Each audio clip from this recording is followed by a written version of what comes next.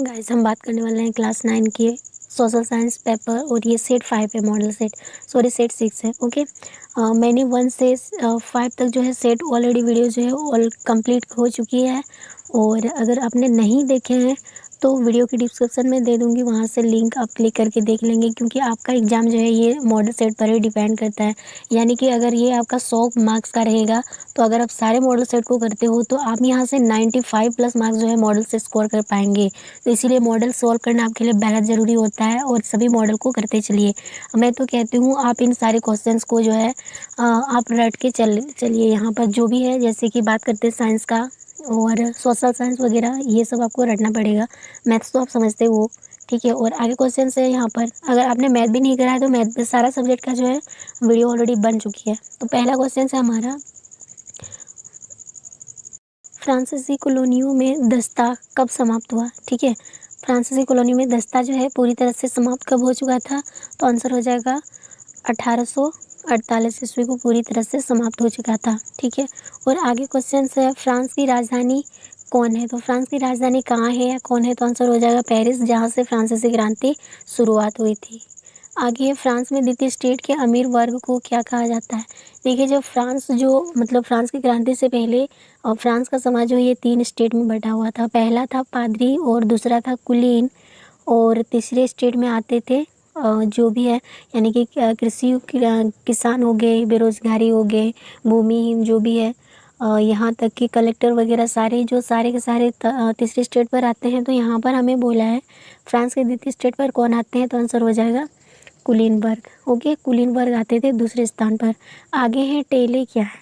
टेले क्या है और इससे आप क्या समझते हैं, तो यहाँ पर देखिए कृषि कार्य या एक प्रकार का भूमि कार्य या शिक्षा कार्य या सैनिक कार्य, तो आंसर हो जाएगा टेले जो है ये एक प्रकार की भूमि कार्य टैक्स है। ओके, और आगे क्वेश्चन है यहाँ पर बोला टू टेट्राइजर्स ऑफ गवर्नमेंट, ये बुक्स यानी कि किसने लिखा है ये को। ठीक है, तो किसने लिखा था, तो आंसर हो जाएगा जॉन लॉक द्वारा लिखा गया है। ठीक है, आगे क्वेश्चन है जार जार किस देश का शासक था, यानी जार जो है ये किस देश का शासक यानी कि राजा था, अमेरिका, रूस, चीन या जापान, तो आंसर हो जाएगा रूस का शासक यानी राजा थे। आगे क्वेश्चन है रूसी शासक जार निकोलस द्वितीय ने कब त्याग पत्र दिया, और 10 जनवरी 1910 को या 2 मार्च 1917 को या 15 फरवरी 1915 को या इनमें से कोई नहीं, तो आंसर हो जाएगा 2 मार्च 1917 को जार निकोलस द्वितीय ने अपना त्याग पत्र दिया था।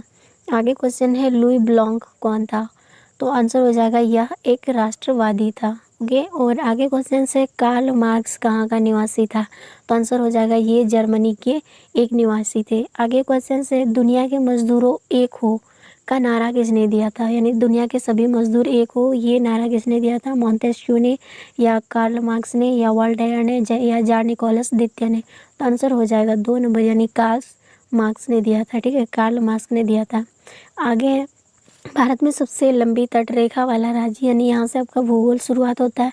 और आप जानते होंगे गुजरात एक ऐसा राज्य है जहाँ पे सबसे ज़्यादा जो है समुद्री यानी कि समुद्र क्या है लगा हुआ है, यहाँ तक पूरा समुद्र से घिरा हुआ है, यानी तट रेखा से घिरा हुआ है, तो गुजरात राज्य हो जाएगा। ठीक है, आगे क्वेश्चन से इनमें से कौन सा देश भारतीय उपमहाद्वीप देशों की गिनती में नहीं आता है। भारत तो है ही, पाकिस्तान भी है, बांग्लादेश भी है, बट यहाँ पर मैं बात करूँ चीन ये भारतीय उपमहाद्वीप में नहीं आता है। आगे क्वेश्चन है हमारा 30 नंबर्स में क्या बोला है, वर्तमान स्थिति के अनुसार कौन सा कथन जो है सत्य है। तो यहाँ पर जैसे दिया है भारत में 25 राज्य 6 केंद्र शासित प्रदेश है, ये बात गलत है, क्योंकि हम जानते हैं भारत में फ़िलहाल 28 राज्य और 8 केंद्र शासित प्रदेश है। तो यहाँ पर दिया 29 राज्य 5 केंद्र शासित प्रदेश, ये दोनों के दोनों गलत है। आगे है 29 राज्य और 7 केंद्र शासित प्रदेश, ये इससे पहले था, लेकिन वर्तमान में 28 राज्य और 8 केंद्र शासित प्रदेश है, 9 नहीं। ठीक है, तो हमारा 4 नंबर ऑप्शन। आगे क्वेश्चन है यहाँ पर जैसे 14 में बोला है अरब सागर में भारत का कौन सा द्वीप समूह है, तो अरब सागर में जो ये भारत का लक्षद्वीप समूह है। ठीक है, और आगे क्वेश्चन से किसे बादलों और वर्षा का राजा यानी राज्य कहा जाता है, राजा नहीं। ठीक है, बादलों और वर्षा का राज्य किससे कहा जाता है, तो आंसर हो जाएगा मेघालय, क्योंकि यहाँ पे सबसे ज़्यादा जो है बरसात होती है सालों भर। ठीक है, आगे है किसके उत्तर में आंग्रा भूमि थी, तो आंसर हो जाएगा गोंडवाना के उत्तर में जो है आंग्रा भूमि थी। आगे क्वेश्चन है, निम्नलिखित नदियों में से कौन सी नदी भ्रांस घाटी से होकर बहती है? तो आंसर हो जाएगा तापी नदी। आगे क्वेश्चन है, भारतीय मरुस्थल की एक महत्वपूर्ण नदी कौन है? तो आंसर हो जाएगा लूनी। और आगे क्वेश्चन से यहाँ पर बोला है, झेलम, चेनाब, रावी, व्यास और सतलुज निम्न में से किन के नाम है? तो आंसर हो जाएगा, ये क्या है, किसका नाम है? सेल का, नदी का, मृदा का या पठार का? तो आंसर हो जाएगा ये सारा नदी का ही नाम है। ठीक है। और आगे क्वेश्चन है, सुंदरवन का डेल्टा यानी कौन सा नदियाँ बनाती है? सुंदरवन का डेल्टा जो है ये गंगा और ब्रह्मपुत्र नदी को बनाता है।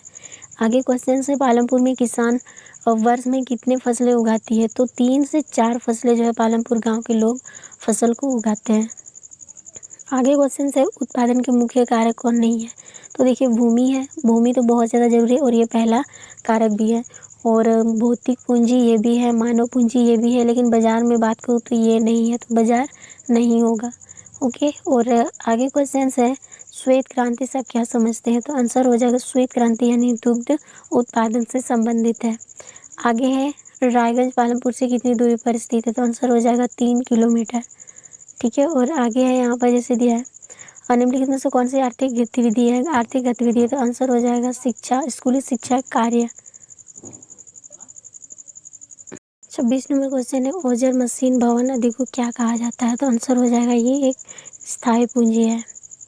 नेक्स्ट क्वेश्चन है, किस प्रकार की जनसंख्या अर्थव्यवस्था पर एक भार है? तो आंसर हो जाएगा अशिक्षित एवं अस्वस्थ जनसंख्या। आगे क्वेश्चन है, अर्थव्यवस्था का कौन सा क्षेत्र सबसे अधिक श्रम खपाने वाला क्षेत्र है? तो आंसर हो जाएगा कृषि क्षेत्र। और आगे क्वेश्चन है, भारत के किस राज्य की न्यूनतम प्रति व्यक्ति आय है? तो आंसर हो जाएगा बिहार।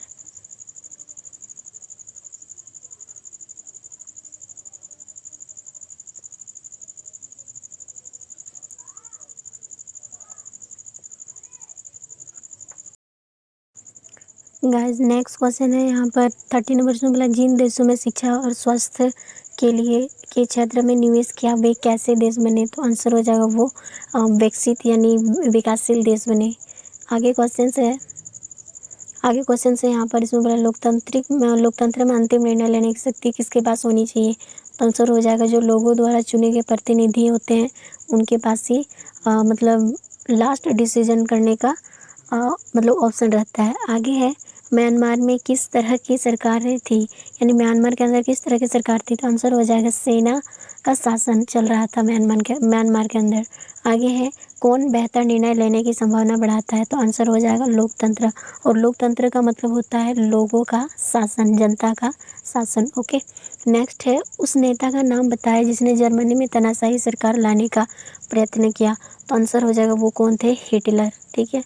और आगे क्वेश्चन है, देश का सर्वोच्च कानून है क्या है? तो आंसर हो जाएगा देश का सर्वोच्च कानून यानी सबसे बड़ा कानून है संविधान। ठीक है। और आगे क्वेश्चन है, संविधान सभा की पहली बैठक जो है ये कब हुई थी? तो आंसर हो जाएगा दिसंबर 1946 को जो है ये पहली बैठक हुई थी संविधान सभा की। आगे क्वेश्चन से, स्वतंत्र भारत का संविधान कब लागू हुआ?